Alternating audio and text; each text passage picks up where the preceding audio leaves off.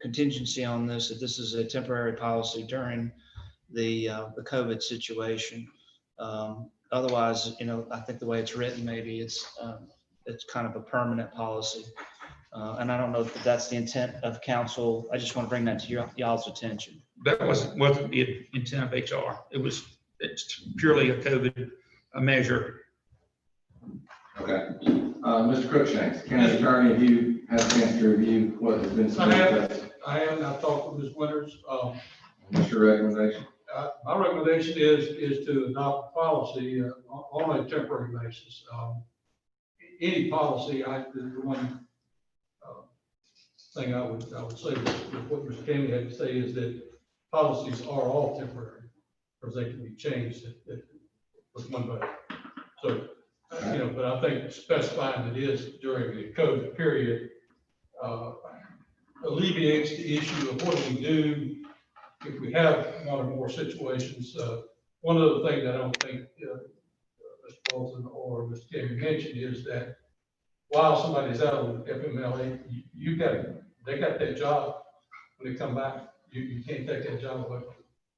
So if you're not going to allow them to work from home, so to speak, you're either going to lose the employee, but if they do under the policy, again, you may have to hire somebody temporarily to not let them work from home. Right. Okay. I have two comments, and I'll open it up to the floor. My first one was exactly what Mr. King said, was the ending date. I'm suggesting December 31, 2020. We can reevaluate, or the new council can reevaluate on January 1st. And then it does not mention, or if it did, I missed it, any accrual of overtime. I don't know how that would work with hourly employees. They could say they work 50 hours a week, and it puts us on a. I wouldn't allow the overtime. I believe it's addressed in there. It would have to be approved by the department head, as it normally would. I read it today. It Okay. speaks to. All right, that's fine. All right, those are the only comments that I have. I'll open the floor up. I'll begin with Mr. Karen. Yeah, I would want us to make sure that we do quantify that this is related to the Family First Act and would be enforced only during the times that the pandemic / Family Cares Act was during that time. I would say if this, we don't know when that'll end, but if it ended in November, I wouldn't want this to carry through till December if we didn't have to. So if we could put some language in there that said the reason this policy is there is to accommodate leave from the Family Cares Act. I believe the sunset for the Families Cares Act is December 31st. And if that's the case, then. Right. But I anticipate it'll be extended, but that's for the next council, as you said, to reconsider. Mr. Daniel? I don't think there's any mention in here. Is there any software that we can look at doing, putting on the computers that they'll be working on at home to monitor activity? I know they do that in the private sector a good bit, just to make sure people are actually doing their jobs. And especially, I don't know what the rule, I can't remember what the rule on overtime is in here, but I would not allow any. Right. Like it said, it was the rule for overtime was if the department head would normally allow it, even if they were in-house, it's going to be controlled by the department head. And there is software out there, but I don't know how effective it is, but we can certainly look into it. Which brought up another good point, Mr. McDaniel, that we have to provide equipment and internet and all that for these employees. Most companies are not providing an internet, but I think it would be incumbent upon us to provide the equipment. The people that are typically going to utilize this already have equipment that take home laptops and that sort of thing. Zane? I was listening at you when you got started, and you almost in some form or fashion. But do you think this would be abused by maybe one or two people? I don't think it would abuse. I think any situation can be abused. The Families First Act can be abused, and it's a risk either way. However, I think that it's going to be incumbent upon that department head to manage their employees to make sure that they're doing the amount of volume of work that they expect. And typically, I would say that these people that are going to be utilizing this have the same processes over and over again in positions. So it's probably measurable. It should be quantifiable and measurable, whether they're achieving the goals set by the department head and the workloads that they typically have. Would there be also I understand it's gonna be said supervisor doing, making sure they follow up on what is supposed to be followed up. But now, is there any kind of agreement paper or form or something that's gonna be signed when they are out on this particular? Yes, ma'am. It's included in the paperwork, and whether it's It's in the back of the paper. I had already had that in something else, okay. All right. That was it. I think that's it. Mr. Wood? We've always had, over the last several years, that people didn't work at home, but now we're in a different time. And I'm in agreement with Mr. Kamey, put it in force till the end of the year and then go back and review it again. That's all I have to say. And Mr. Patrick? Couple things. One, to address you, Ms. Pitts, and your concern. There is a clause in here that the county is not responsible for costs associated with the setup of the office, such as furniture, lighting, or repair complications. So it is covered. So I think we're protected there. As far as, are they gonna do their jobs and have an extra software? I think if the department head trusts them to do their job, we should allow them to do that. Hopefully there's a trust issue there. And if not, it can be reneged. We have calls in here to take it away. My only concern, on the second page, you list 4 reasons for this, which are all COVID related, or DHEC. But on the front page, you talk about a 3-month trial period. So if we're putting a sunset on it, do we really need that 3-month trial period? And then we talk about a 30-day notice because of childcare. While I'm full in support of working from home, especially for COVID related issues, or even a special project that's got to get done. But for childcare, I don't think that's the reason that you should be allowed to work from home. Well, that's part of the Family First Act says that if you have a child that's at home, you can go out on FMLA. So That's fine. If they want to go out on FMLA, this is talking about a telecommuting policy. I understand what you're saying, but if they go out on FMLA, we won't have that work. Somebody else is going to have to do that work.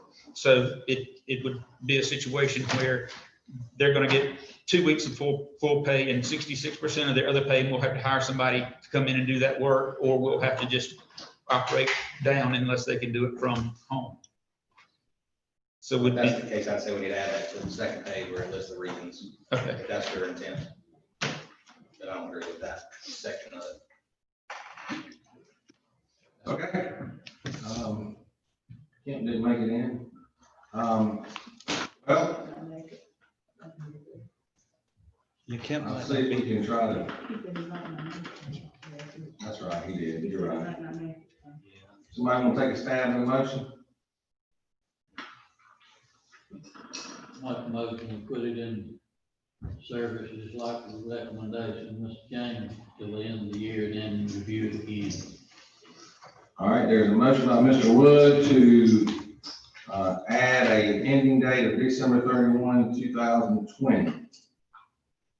There's a second. I'll second it, but didn't, Mr. Carroll say something about at the end of the COVID period? What did you say? Well, I'm not, Is you in agreement with that? right, I think if You said something. there is something about an expiration on December 31st, if there is something about the current act, I'll do that, but I think we should probably, cover it through the times we're required to cover it, meaning if after December, if it's still in force, I don't know, unless we have to review it because it's a new council, or we can have that continue on. So I would agree with Jeff, but what I don't want, I guess, is if they extend the Family Cares Act on December 20th, we won't be meeting again until January 12th, whatever the date is. So they're gonna have to come back to work for 2 weeks and then go back home again. We can do a call meeting. Okay. That works for me.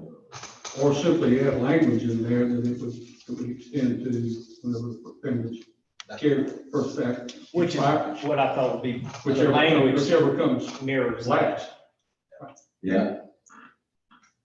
So, Mr. Wood, would you be amenable to amending your motion to say that it will end December 31st or at the expiration of the Family Cares Act, should it be extended, whichever comes last? Ms. Anderson, you accept that? We have to vote on that amended motion first.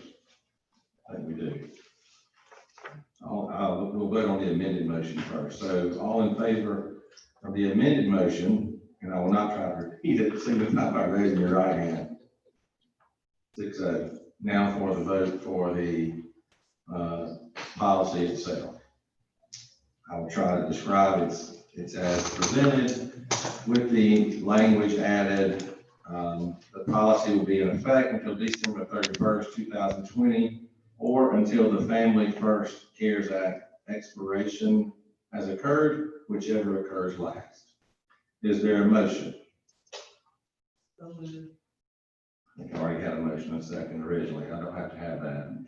So let's call for the vote. All in favor, signify by raising your right hand. 6-0. Thank you, Mr. Bolton. Thank you, Mr. Kamey. Thank you, Mr. Cookson. Yes.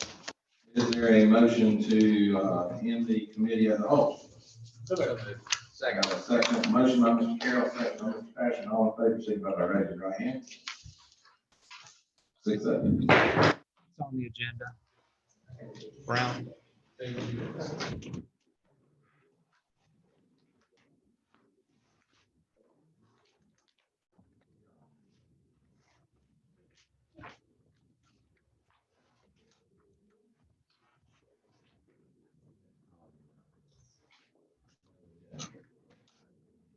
Yes, sir.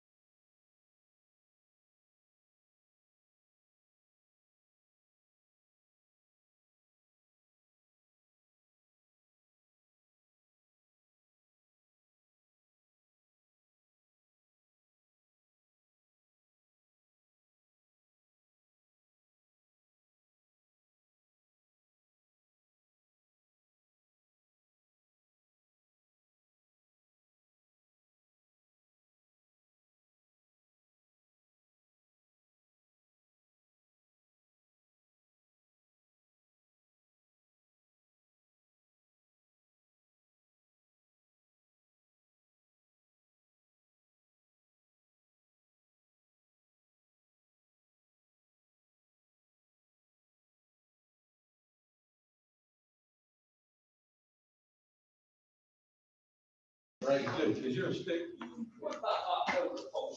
Judge. What about it? John. At least it's in the okay with response. Yes.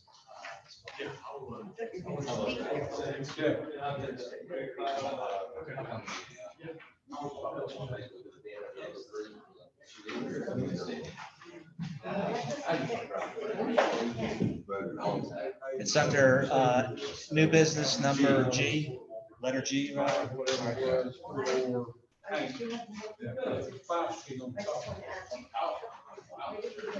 I didn't know it, about 3 months. Tammy, are we live? Man. About 3 months. I was in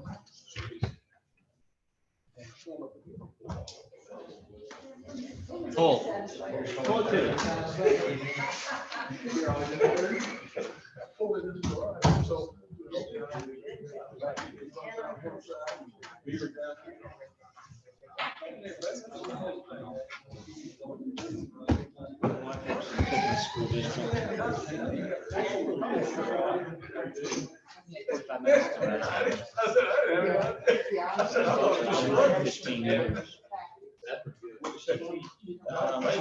Occupational therapist, so she kind of floats between schools. They probably got much better compensation. Yeah. I know her friend goes to church with me. She is a speech therapist. She does school with young contracts around. Volume that school district is not having. Charge. Oh, really? Really? Which school district? I know Pickens is wide open. They can't hire people. Well, she gets, part of her time was in school. Hey, ladies and gentlemen, welcome to the first meeting of September 2020, the Lawrence County Council. This time I will call the meeting to order. The press has been properly notified. And for viewing, we are live at this point. Councilman Yost is not able to join with us, so at this time I invite you to join for the invocation to stand provided by Councilman Lewis, followed by the pledge of allegiance. Let us pray. Most gracious Heavenly Father, I ask for blessings on everyone here, and I ask for blessings on everyone's safe travel home tonight. I ask blessings on our public safety as they encounter all the things they have to work with now, the sickness with this COVID-19 and our sheriff's department. I ask your blessings on our sick and our shut-ins. I ask your blessings that the people responsible for finding a vaccine for this COVID-19, that work with them to develop a vaccine for everybody in the world.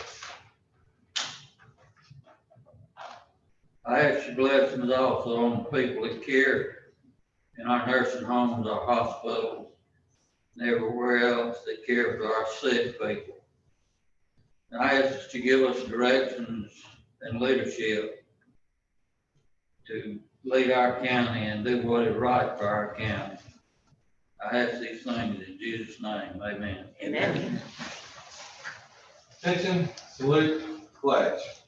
Pledge allegiance to the flag of the United States of America and to the republic for which it stands, one nation, under God, indivisible, with liberty and justice for all. Thank you. You may be seated.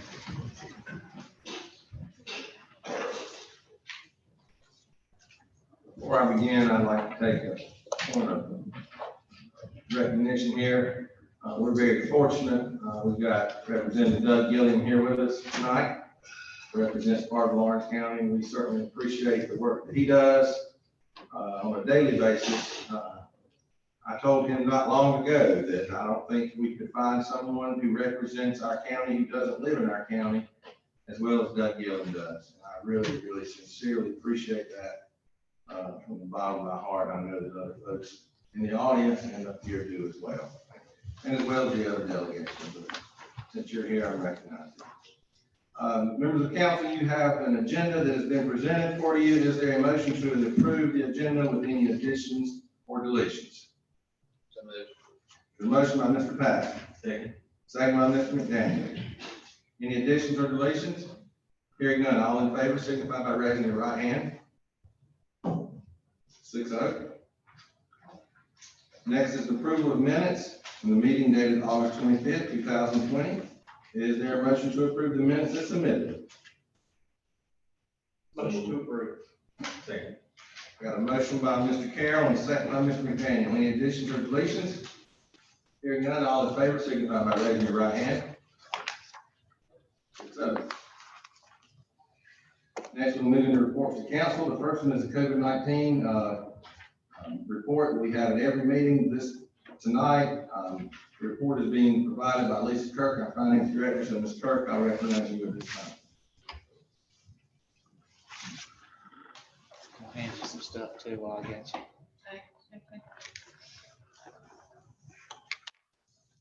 Mr. Kamey asked me to, just to give y'all sort of an update on the SC Cares grant reimbursement, since Mr. Avery is not here tonight.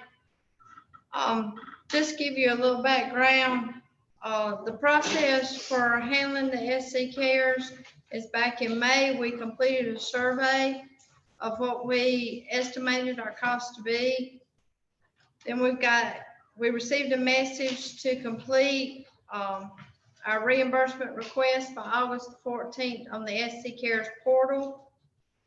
They extended the deadline to August the 21st. The day we were set to turn it in, we got a message from Lawrence City that said theirs had been rejected because they had not filed through FEMA. We did not know we had to file through FEMA. So Joey and I got together and jumped through the hoops, and we were able to get the application filed with FEMA. FEMA reviewed our listing of expenditures, picked and chose out of that what they would consider for reimbursement. So then we had to rework the South Carolina CARES Act portion of it after they had reviewed and found out we had to have more extensive paperwork. It was sent in, has been rejected, has come back. We've complied with all of the information that they have requested, and it has gone back to the South Carolina CARES Act. So we are now just patiently waiting and dealing with FEMA, the South Carolina Emergency Management Division, and SC Cares to try to get our reimbursement. And it should be somewhere around $176,000. Bless you, dear, on that government bureaucracy. Are there any questions or comments from Ms. Kirk?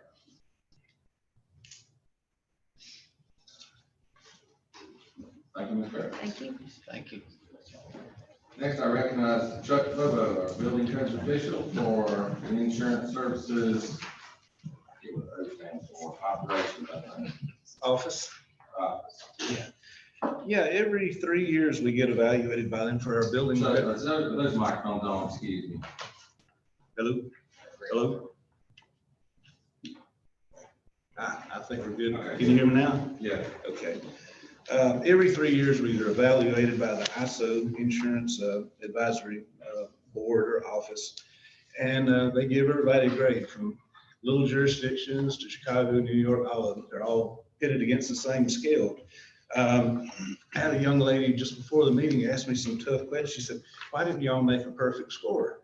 I said, well, that's a good question. It's impossible. It's like making the maximum grade on the evaluation for schools and college boards, you know, the SAT, I'm sorry, I'm getting rid of the SAT score. It's something to shoot for, but you can't get it. Even Chicago, New York, they're not gonna make 100. In our case, we did really good for a small jurisdiction.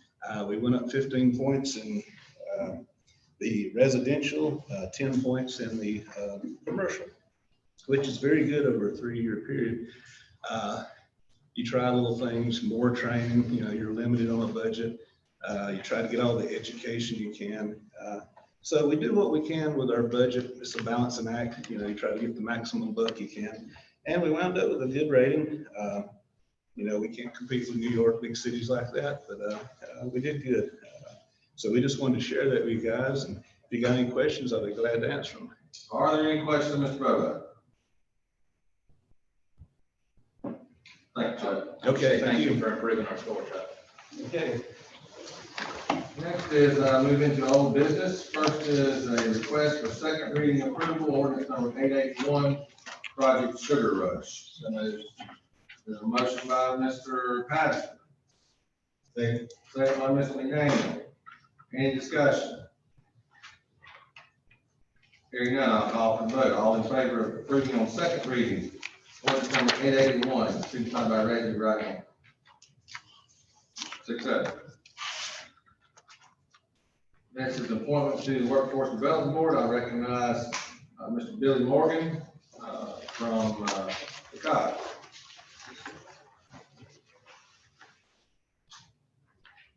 Good evening.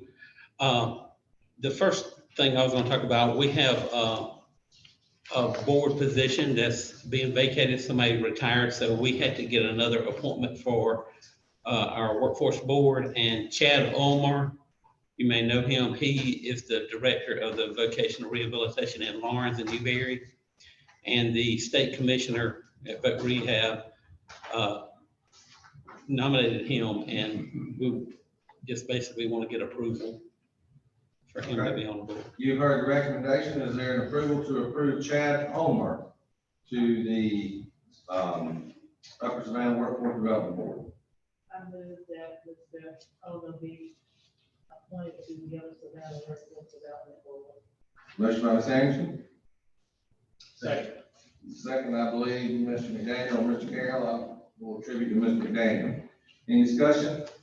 Hearing none, all in favor, signify by raising your right hand. Those opposed, like signs. I'm going to abstain, Mr. Chairman. I'm actually taking a marketing class with him, so I'm going to abstain for conflict of And interest. one abstention. 5-0, one abstention with Mr. Patterson. Ms. Morgan, you got something else? Yeah, I'm just going to give you just a little brief update with SC Works. We appreciate being in Lawrence County. We have a SC Works center in all 7 counties. It's been tough to keep a center in every county with budgets being cut. So some of our centers only operate 1 or 2 days a week. But we're in Lawrence, and currently, due to COVID, we're open 2 days a week by appointment only. But in the last year, we've assisted Continental and Fountain Inn when they closed down. We actually helped all those employees write resumes. Then we had a job fair on site for them to help them go back to work. We're planning another job fair next month in Fountain Inn, and it's going to be a joint job fair with Greenville. We're going to have it at the farmers market in the open air environment to be safe during this COVID times. But we're going to invite employers from Lawrence County and Greenville. And we're working with Lynn and Jonathan at the Development Corporation. They're really wonderful to work with. So she hears the needs of the employers just like we do.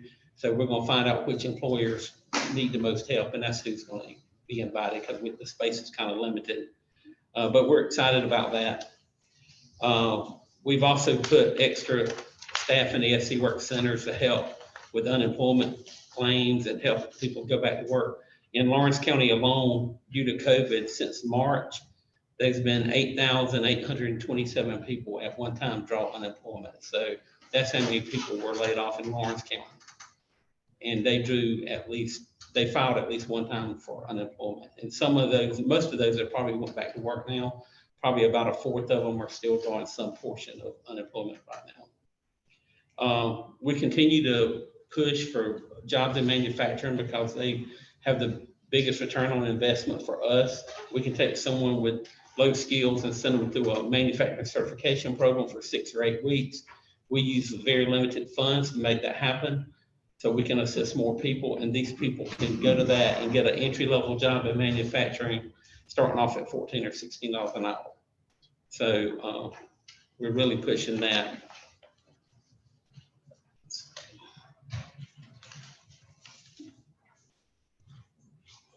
Our Lawrence SC Work Center here is open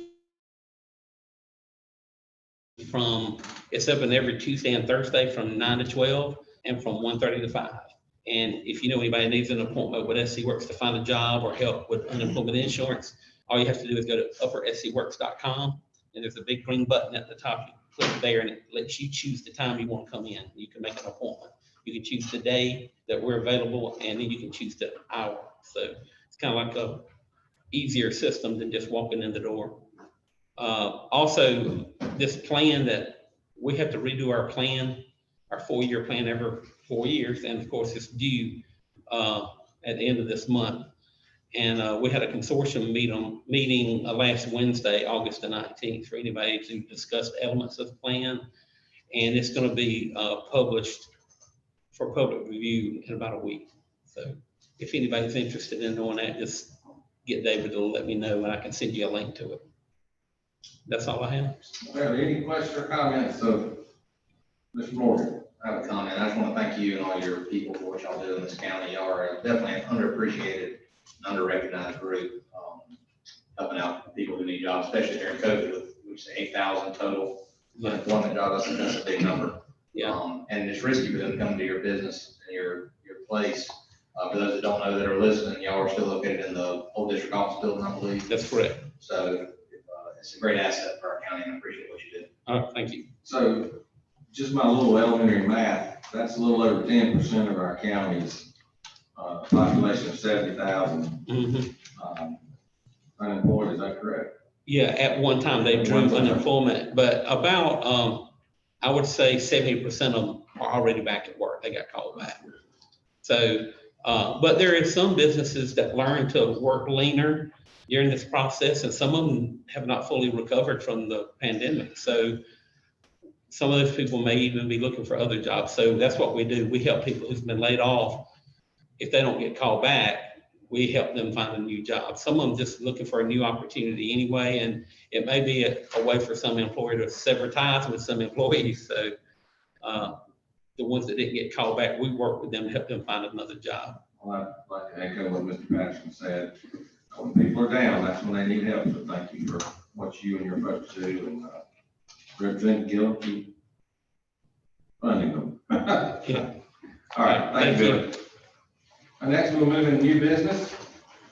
First is a request for an approval, resolution 2020-32C, entitled BMW Manufacturing Company LLC. This time I'll recognize our county attorney, Sandy Crookshanks. Thank you, Mr. Chairman. Periodically, some of you have been on council a long time, periodically BMW will come forward and invest significant dollars in Lawrence County. They've been doing this for 20+ years, most of which is equipment that may lie in some other plant. So this is a request for another fee in lieu of tax for BMW. Historically, they simply will ask for the minimum investment, which is $2.5 million. Based on prior history, they usually invest significantly more than the bare minimum. But they do qualify. George Wolf was unable to be here tonight on behalf of BMW. We would certainly urge this extension or this new FELO for BMW. Right behind that is the first reading, which will get you the text of that, which will look a lot like Sugar Rush once you get the text of the ordinance. We would urge approval both of the resolution and first reading of the ordinance, which needs to be done separately. All right, you've heard the recommendation. Is there approval? Is there a motion? We'll try this again. Is there a motion to approve resolution 2020-32C, BMW Manufacturing Company LLC? So moved. Motion by Mrs. Patterson. Second by Ms. Anderson. All in favor, signify by raising your right hand. 6-0. Next, under new business is a request for approval on first reading, ordinance number 883, BMW Manufacturing Company LLC. Is there a motion to approve ordinance number 883? Mr. Chairman, I move for first reading approval of ordinance 883. Okay, motion by Ms. Anderson, second by Mr. McDaniel. Any discussion? Yes. Mr. Carroll. Mr. Cruikshank, you will have language that explains, you said very similar to the Sugar Rush order. Right. It would be specific because it's super general. It's like, we have to Check get this your done. microphone on. It is. Yes. Okay.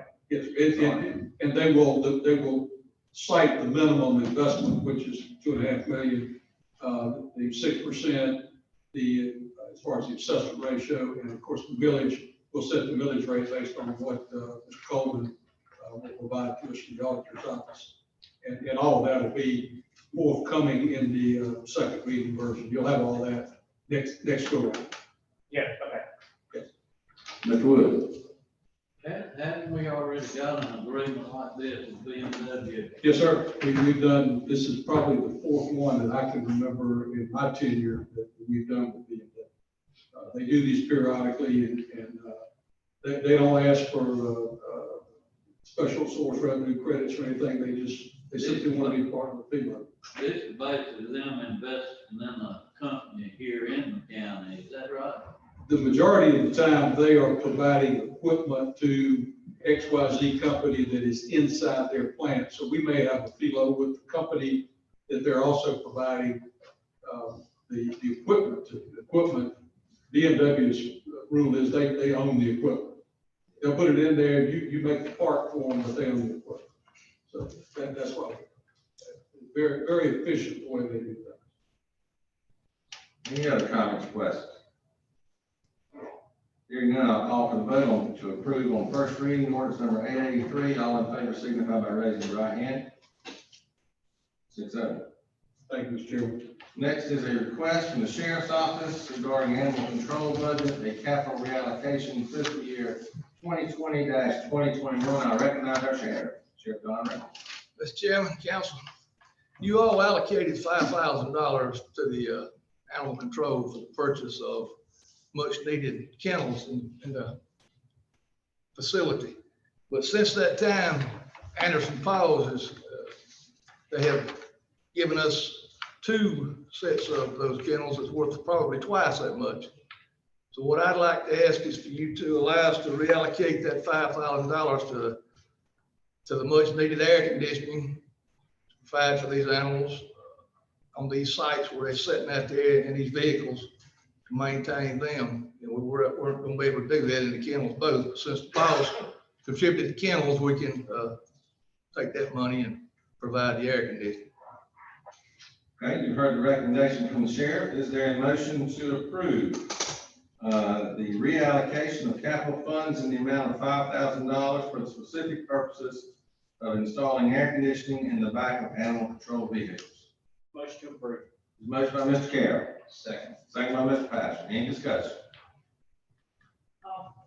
What kind of air, explain the air conditioning you put in the back of the truck to me, please. Well, it's gonna be, I mean, air conditioning, I mean, there are different types of different means of producing it, but, it's just a means of air conditioning the back of those vehicles because it's so hot there. I mean, what good are we gonna do if we put them in the back of a vehicle and they suffocate back there in the back of it? So it's a means of air conditioning the back of these vehicles. These, they make means to do so. We just have to be able to purchase.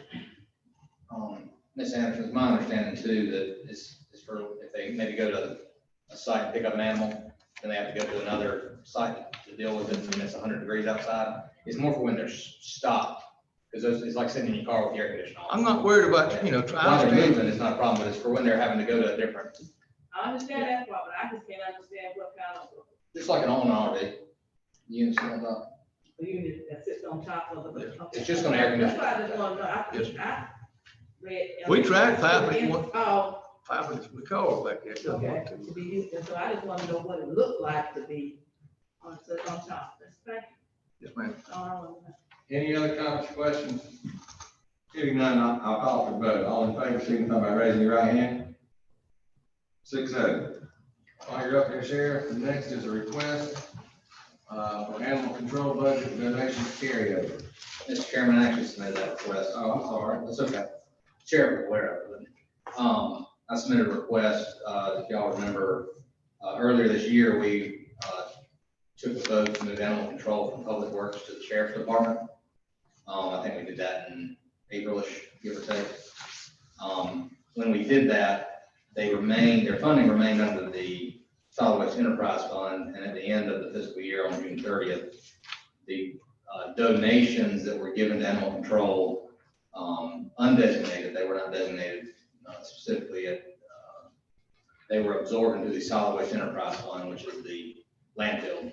What I'm asking here is that we move the balance, which would have been $2,060.33 back to the donation line, because it's my feeling that people gave that money to take care of the animals, not to put tires on the skid loader at the waste plant.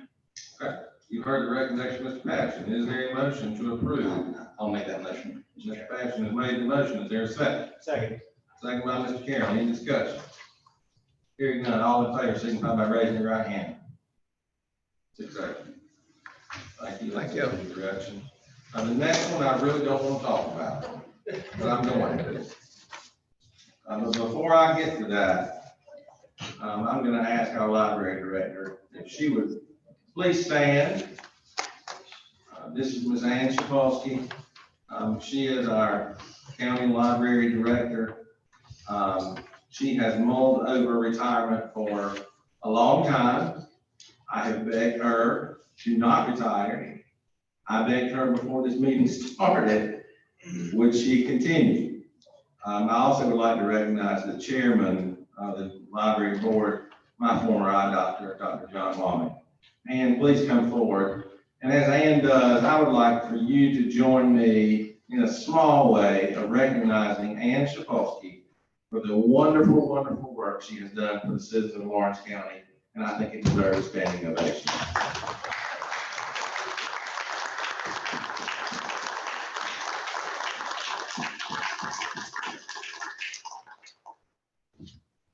And with that, and I'd like to say, we're going to make a motion to just keep you on.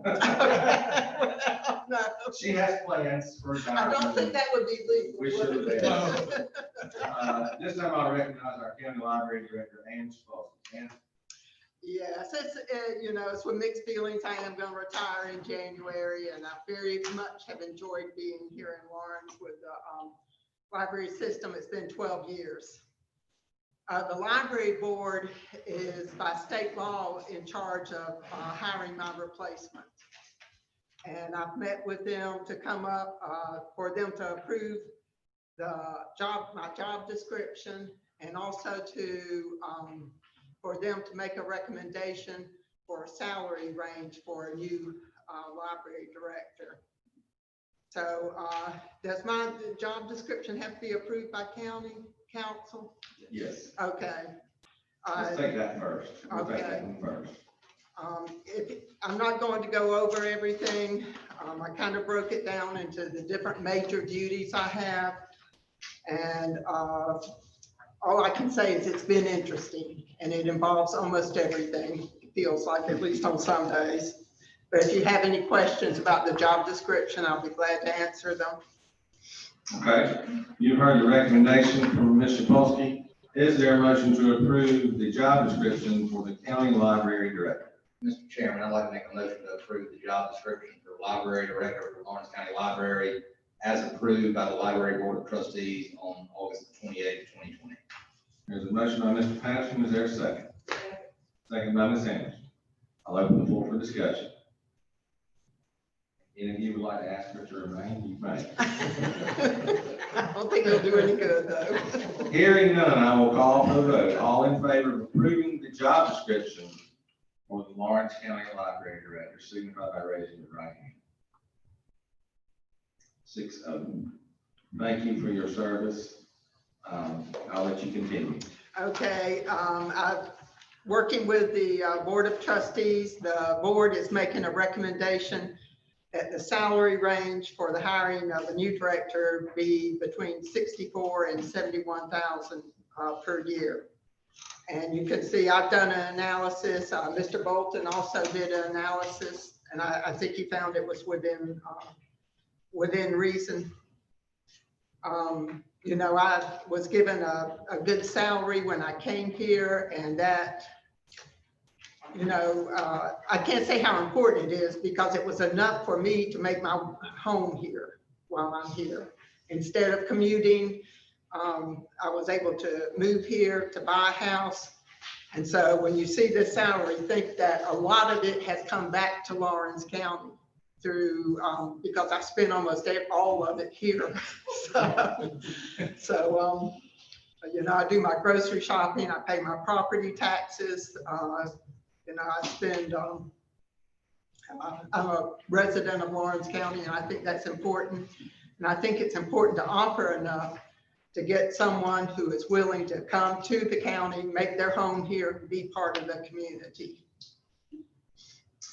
Normally, we don't vote on this, but I think they thought it was important enough that council sort of bless this hiring range. And Mr. Bolton, you're in agreement with this, correct? Yes, sir. Okay.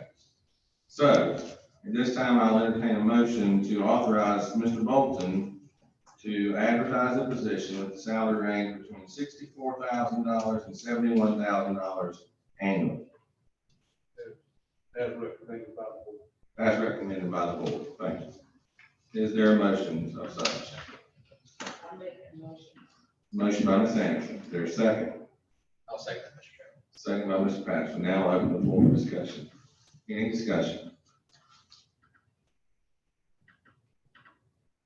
Hearing none. All in favor, signify by raising your right hand. 6-0.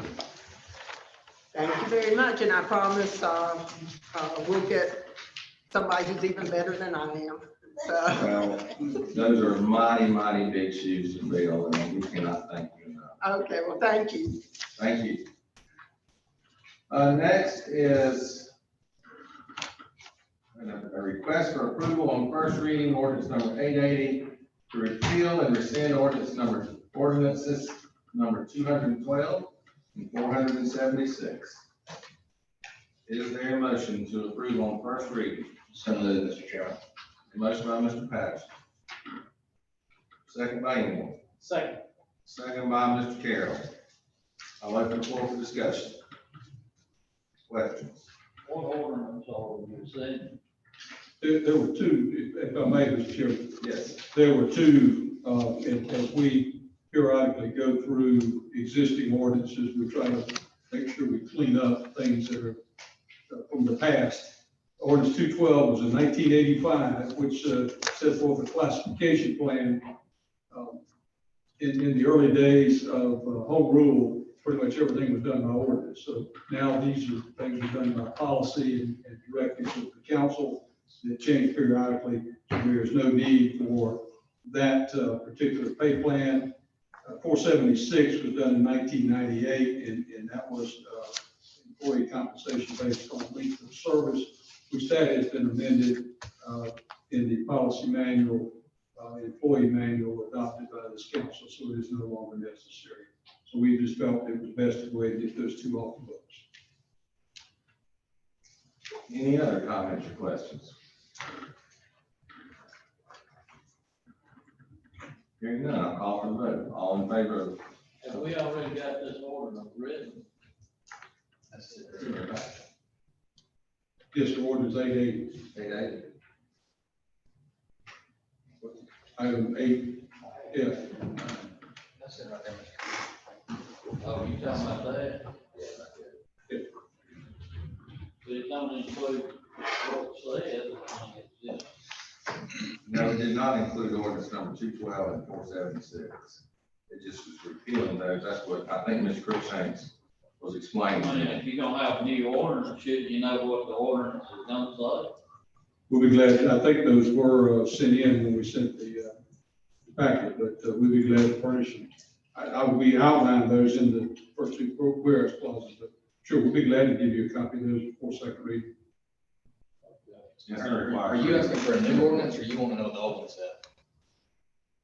What the new ordinance, if it's gonna replace something, We- we don't know what it's gonna say. We've already changed, and that's the thing, we've already instituted policy that makes those null and void.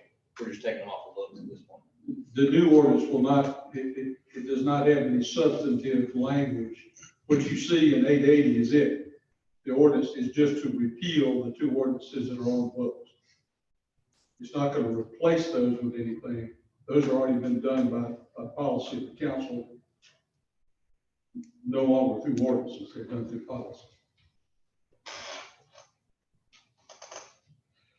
Well, if, I don't quite understand what you're saying, but, you come up with a new ordinance, like ordinance 880, and someone comes to this council and wants to know what ordinance 880 says, do you tell them 880 just replaces ordinance 212 and 476? It'll say 880. What it say? It says that it rescinds those two, and then if you went back and researched those two, it'd refer them back to 880, which rescinded those two ordinances. It's a placeholder, if you will, to rescind those two ordinances. And the only way to get old ordinances off the books is by another ordinance. If you enact an ordinance in order to undo that or rescind it or repeal it, council has to do the same mechanical things such as passing an ordinance. If you look at paragraph 1 of the purpose, and that is it, is to repeal and rescind ordinance 212 and 476. So repeal and rescind, you wiping 212 and 476 off the map. Yes, yes. And replacing it with We just, same language, it's in these two. they're gone. They're not being replaced with anything. They're just being rescinded. Doing away with it. Yes. Okay. Any other comments? We've got a motion and a proper second. This time I'll call for the vote. All in favor of ordinance number 880 on first reading, signify by raising your right hand. 6-0. I do have a question for, Go ahead. are you looking at all of the ordinance now and trying to update the ordinances and break them up apart? That's what you're in the process of doing? Yes, ma'am. We try to do that about every 6 months as we have time to kind of go through ones that, back in the old days, horse and buggy days, trying to clean them up. Okay. Thank you. Okay. Next is a request for approval on a recommendation from the committee as a whole. This committee met at 5 this afternoon. It comes as a unanimous, 6-0 recommendation to the full council to approve the telecommuting policy. Coming out of committee, it does not require a second. I will open the floor for discussion if any. Hearing none, all in favor of approval of the telecommuting policy for Lawrence County through December 31st, 2020, or the Family First CARES Act expiration, whichever is last, signify by raising your right hand. 6-0. Next is public comment time. Mr. Crookshanks, has anyone signed up?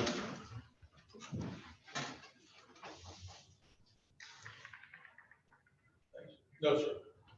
Okay, we'll move into county council members' comments. This time I recognize Mr. Carroll. No, Mr. Chairman. Mr. McDaniel. No comments. Sandy.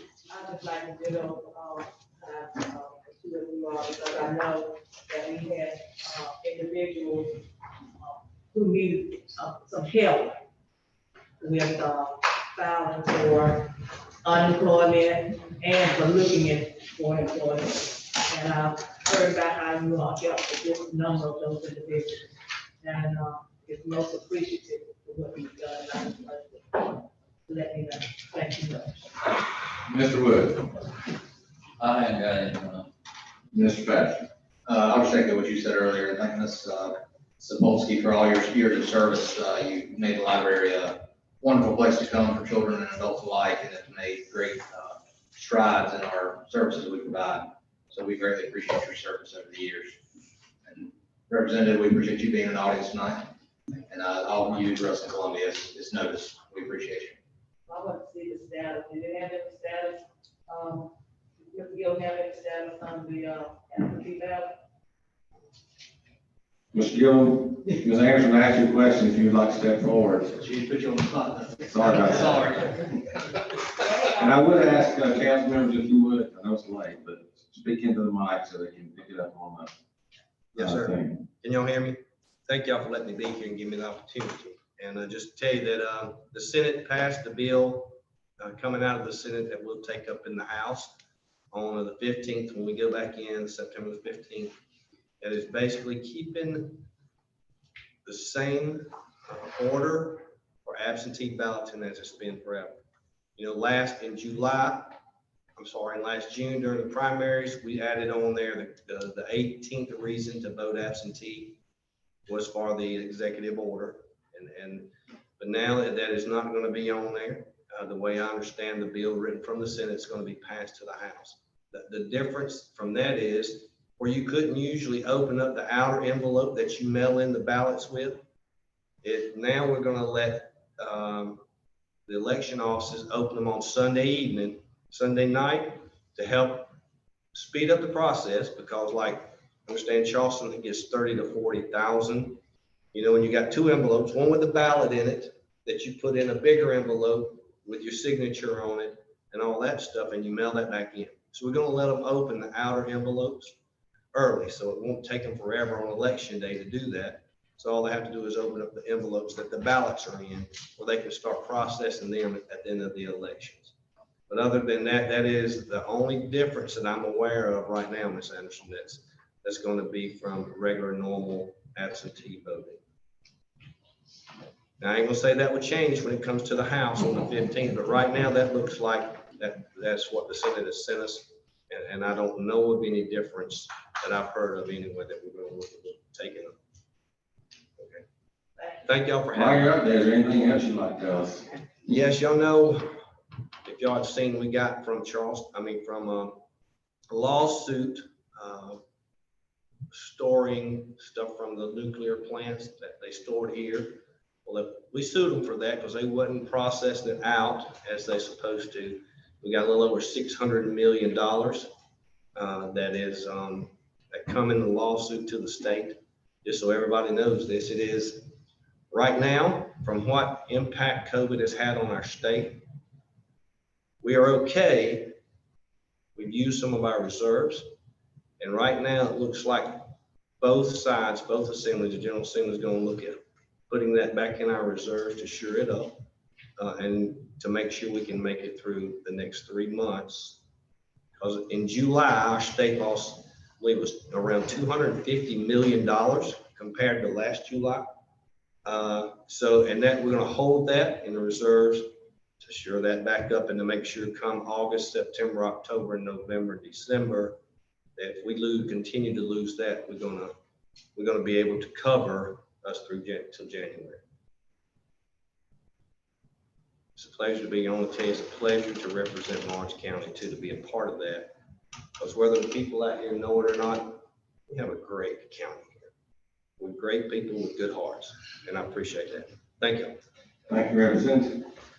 At this time, I will entertain a motion to enter executive session for the specific purposes of contractual matter of real estate and legal briefing for federal deferred withholdings. Is there a motion to enter executive session for those specific purposes? So moved, Mr. Chairman. Motion by Mr. Patterson. Second. Second by, I think, Mr. Daniel. Racing tonight. All in favor, signify by raising your right hand. Time is 6:13. We will enter executive session. We're at approximately 6:20. Thank you.